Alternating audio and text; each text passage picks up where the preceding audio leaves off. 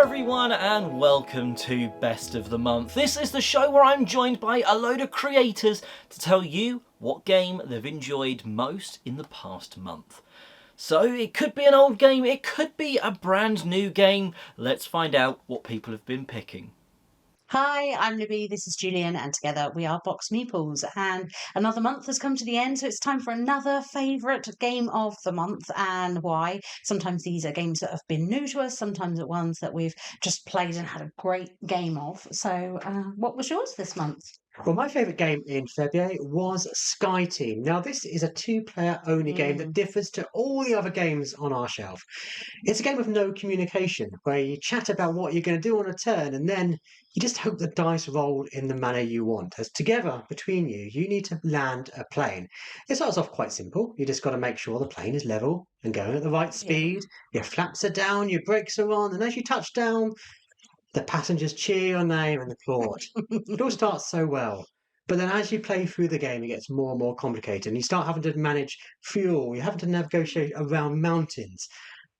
You're having to land on really short runways. And that's when things get tense and complicated. They do. And this game is incredibly tense as you're willing your co-pilot to read your mind somehow and know that you've only got sixes on your dice. There's not any chance you're going to be clearing a plane from the upcoming trajectory.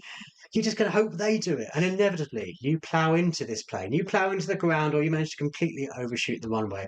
Yeah. I think our success to failure ratio is not something we should be proud of. No, I think maybe we've only won twice so far.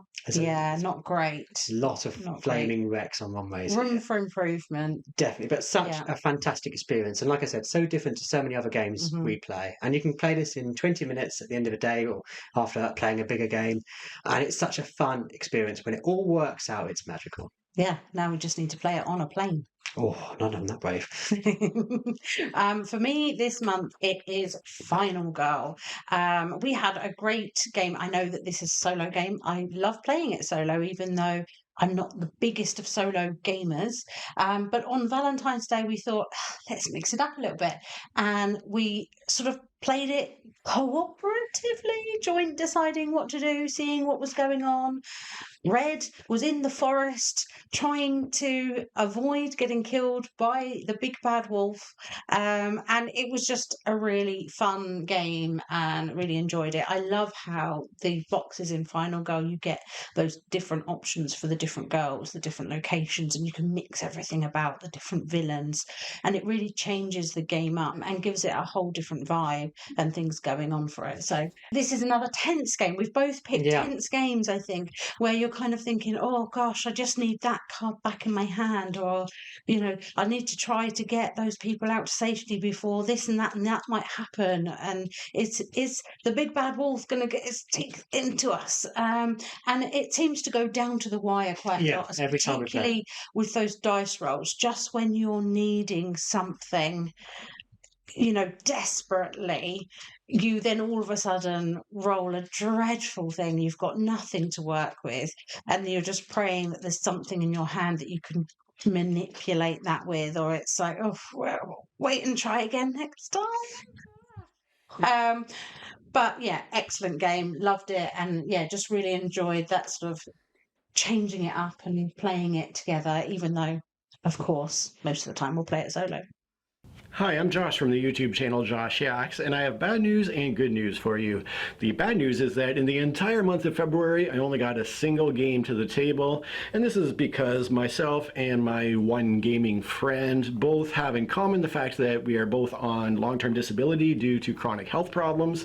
And I think that while a lot of people understand that there are challenges with physical and mental energy when you're dealing with chronic illness, one thing that maybe is not as well understood is just the financial challenges that go along with that as well. So the fact that he and I live 45 minutes away from each other means that if neither of us has the money to put gas in our gas tank, we can't make that 45-minute round trip to play games with each other. So the gaming just doesn't happen. But The good news is that the one game I did get to the table, I got to play with my two sons, and it was a big hit.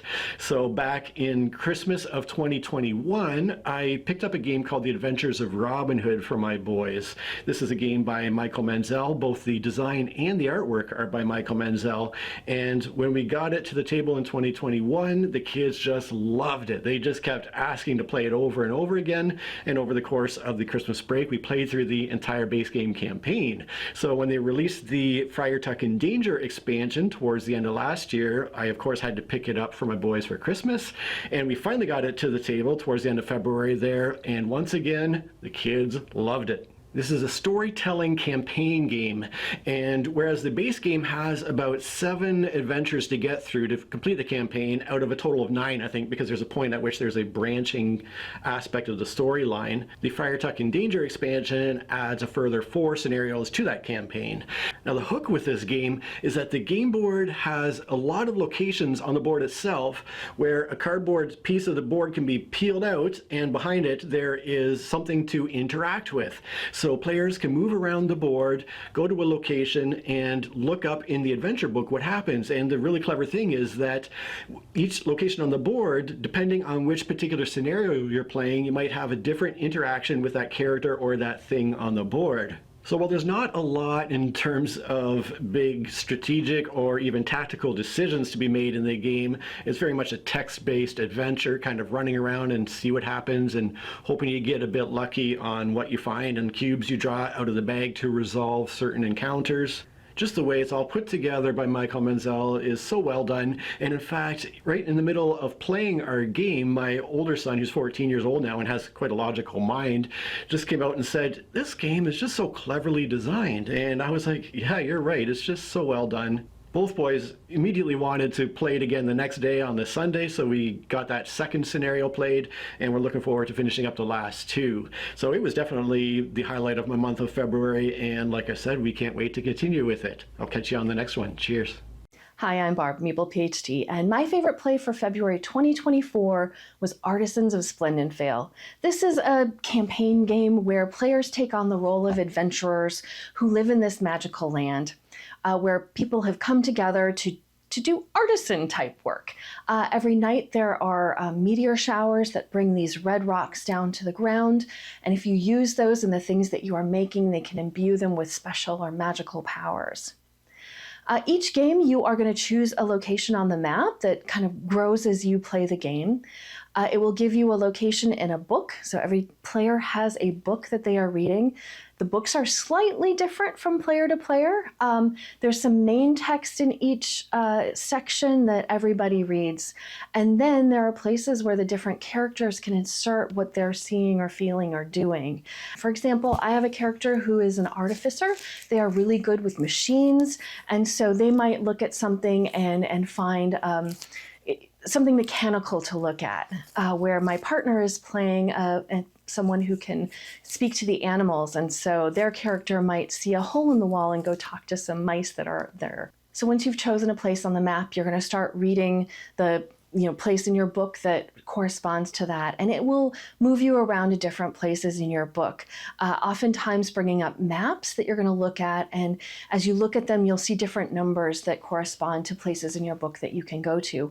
At some point during this, you're probably going to have an encounter of some sort with some enemies or bad guys, and so you will move from your book into this encounter phase where you open the spiral book and you'll have this map where you put out your character, Meeples, and then you'll have some enemies that you're fighting.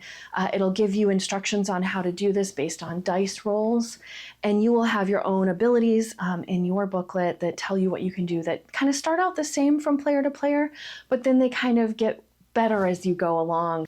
And then at the end of the day, you'll have a little interlude where you can rest and heal up a little bit, maybe do some crafting, which is where I get to build more things for myself. Or sometimes it's just that I will interact with my partner at home in the story and see how that plays out.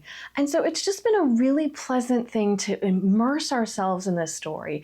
We've been playing basically every weekend since Christmas. We are a little more than halfway through, I think, the whole campaign, and I can't wait to see how it all unfolds and what's going to happen next. So for that reason, Artisans of Splendid Vale has been my favorite for this month. I hope you've had a great month gaming.